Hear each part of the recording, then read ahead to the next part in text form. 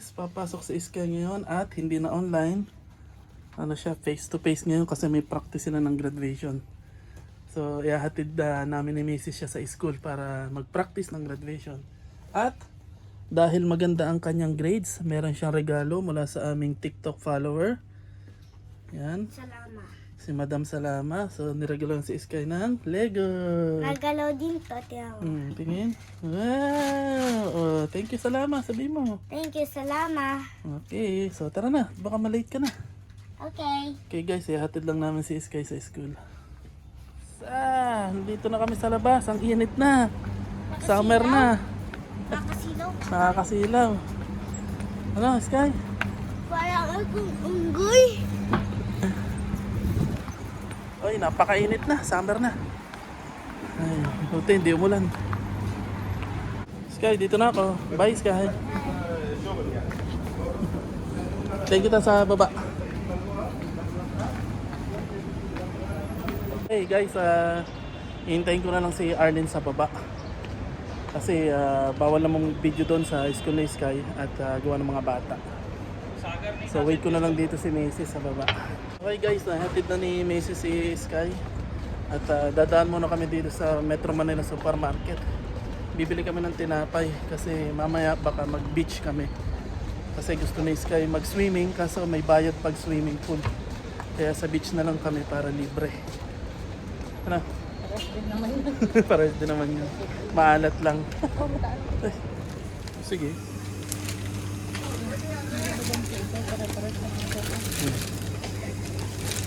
Okay, nakabili na kami ng baon mamaya sa beach. Chichirya lang at saka tinapay. Okay na yan, ano? Okay na yan. Okay na, wala rin naman kami pambili. Okay guys, nandito na kami sa bahay ulit. Ay, mamaya na ulit yung uwi ni Sky alas 4 ng hapon. 3 oras siya sa school. 1 to 2, 2 to 3, 3 to 4. So mamaya pagsundo namin sa kanya, bibihis lang siya and then diretso na kami sa beach para makapag-beach naman si Sky. Kasi nung isang araw nagyaya siya mag-swimming, eh wala naman akong pera. May nakita kami sa online, 25 yata at 22. Bayad sa swimming pool for 2 hours. Eh sa beach na lang kami, open beach para libre. Dadala lang kami nitong mga tinatinapay at saka chichirya.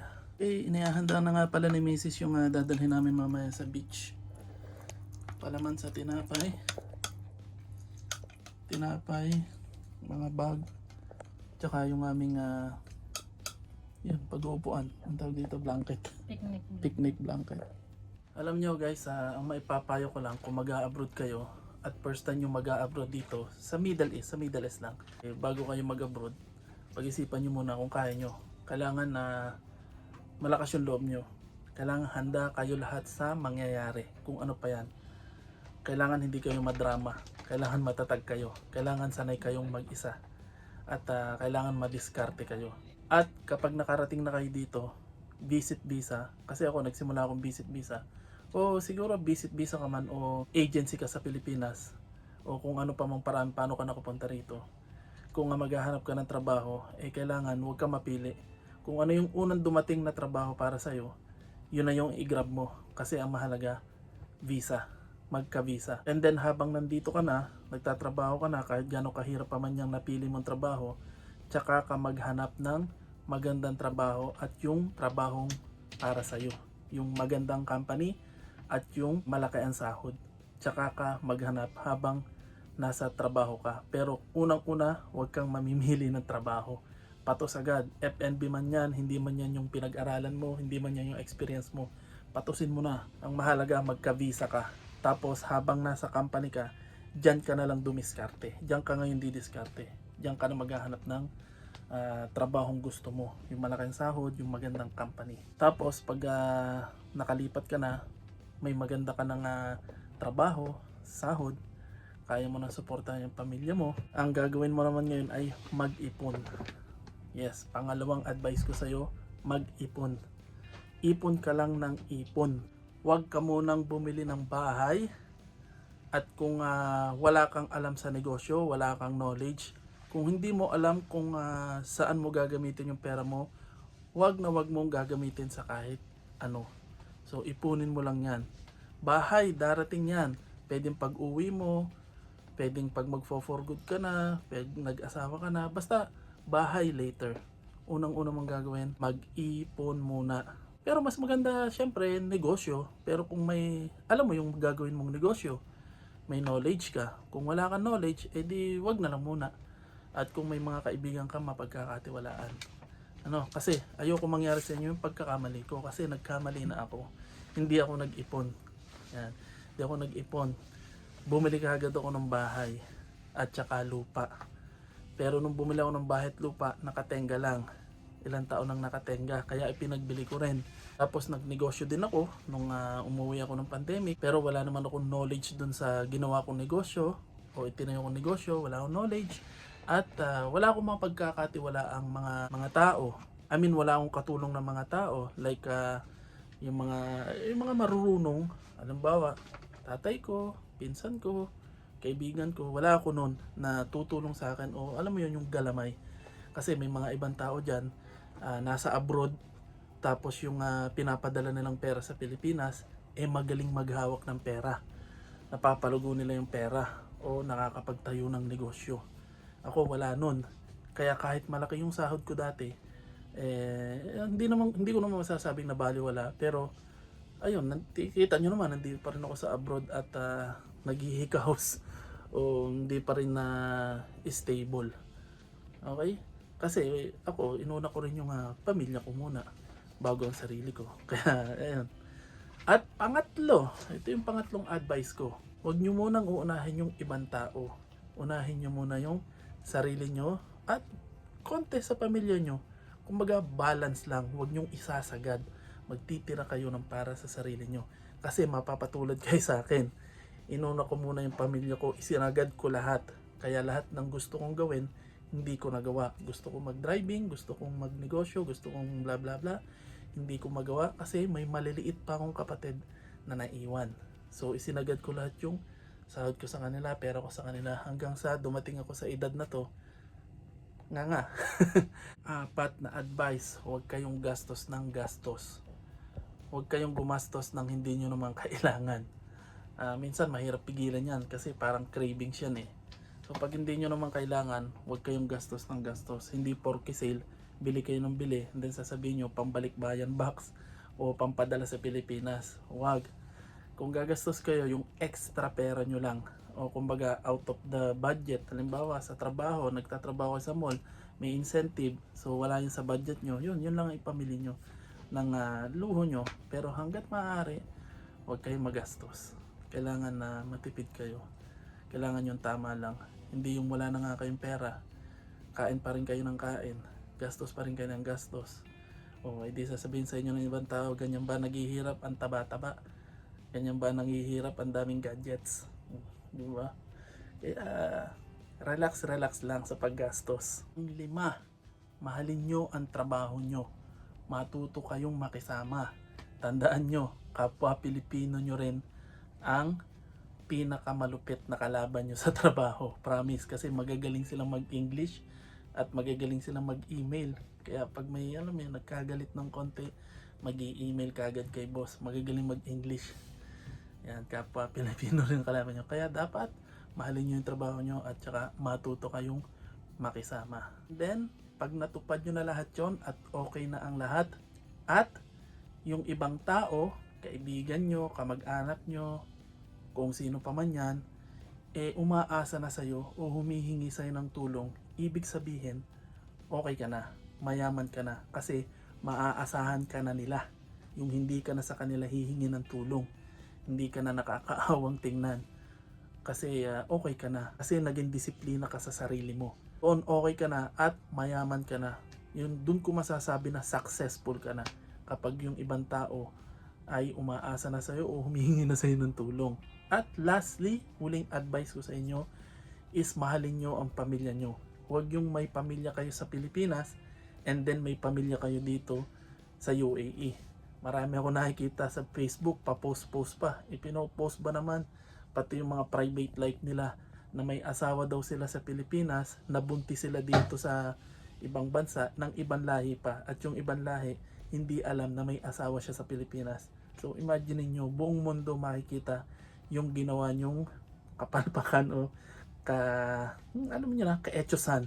Yun, isang konting payo lang yun, pero pag ginawa nyo, wari ko naman magiging okay ang lahat at yayaman kayo at magiging maayos yung buhay nyo.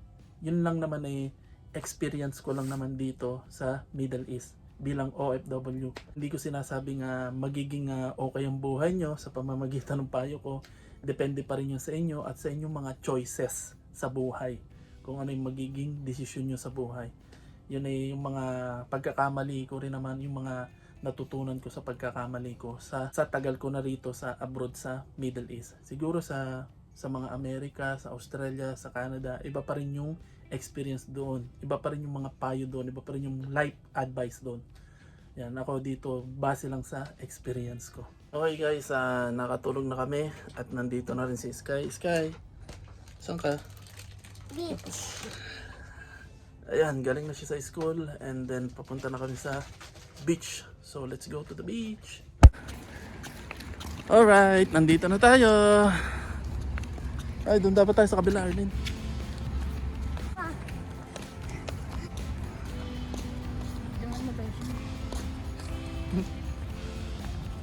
Okay, so guys, nandito na kami sa beach, sa Corniche.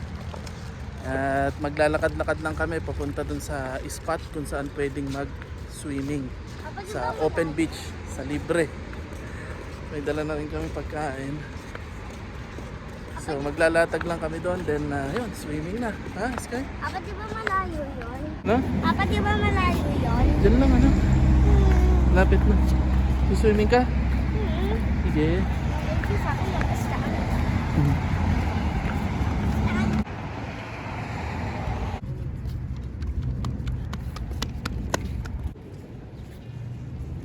Okay guys, nandito na tayo sa pupuntahan nating beach, open beach.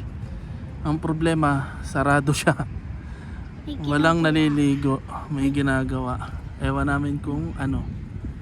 Pero wala kahit isang tao sa loob. So meaning, wala, bawal. Okay guys, so wala tayong magagawa. Sarado yung park. Sarado yung gate ng park. Nung beach. Sarado yung gate ng beach. Siguro gawa nung pag may nag-warning sa cellphone namin, mahirap. Baka mamaya magkatakbuhan. Alam mo na, magpanic yung mga tao. Kaya siguro sinarado muna siya. So sorry Sky. Next time na lang. Na lang tayo sa park, ano? Ano lang kami sa park kakain. Okay, so kung close yung mga beach, ibig sabihin, walang benta yung mga coffee shop, sarado. Ayun lang, kawawa. Kaya pala maraming nawala ng trabaho. Kasi sarado yung mga ganitong open beach. May maraming mga coffee shop dito. So anong magiging Anong magiging benta nila? Sunod-sunod pa naman doon yung coffee shop, dikit-dikit. Tsaka mga pagkain, yung kainan. At tapos may mga hotel din doon, di ba yung hotel na may beach? So ibig sabihin wala talaga. Ayun, so ayun, kaya pala isa siguro sa mga dahilan kung bakit mga nawala ng trabaho yung iba. Ayun nga, ito, close yung mga beach. Siyempre, mga walang turista.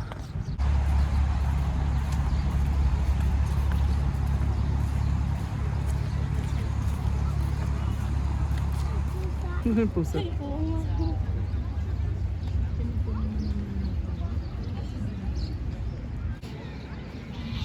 Okay guys, napadaan kami dito sa isang park na ngayon lang kami nakarating. At nakakatawa kasi madami siyang bibe at saka gansa. Swan yan, di ba? Swan. Ganda. Ang ganda mo ito sa pinamagawa niya.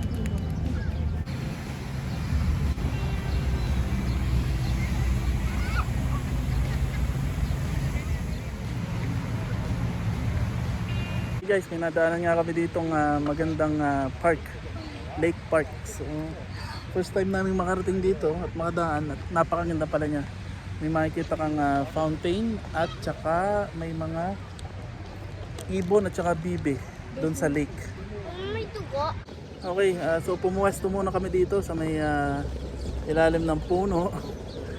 Magpapahinga muna kami dito. Si Sky maglalaro dun sa playground. Ito muna kami papalipas ng oras. Okay, dahil hindi na nga natuloy yung ating pag-swimming sa beach, medyo disappointed si Sky. Pero wala tayong magagawa. Kasi kinulos nga nila yung Corniche, yung beach. Ang tagal na kasi namin hindi nakakapunta doon. Kailan pa tayo pumunta doon? Bago February. Kaya ito, pumunta na lang dito kami sa park.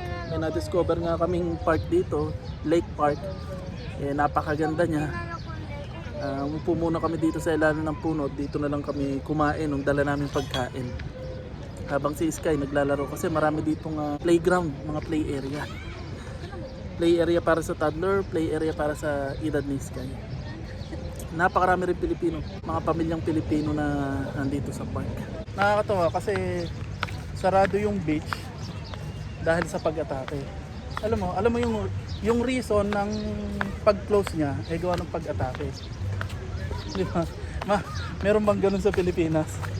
Magko-close ka ng isang beach gawa ng may umaatake, may alam mo yun, kakaiba yung kumbaga bago sa pandinig namin yung reason na yun. Hindi pang ordinaryo kung nasa Pilipinas ka. So paano, pauwi na kami at tinupi na namin yung aming gamit at gumagabi na din naman. Yan, so hindi natuloy yung aming pag-swimming sa beach. At better luck next time siguro pag natapos na tong sitwasyon na to.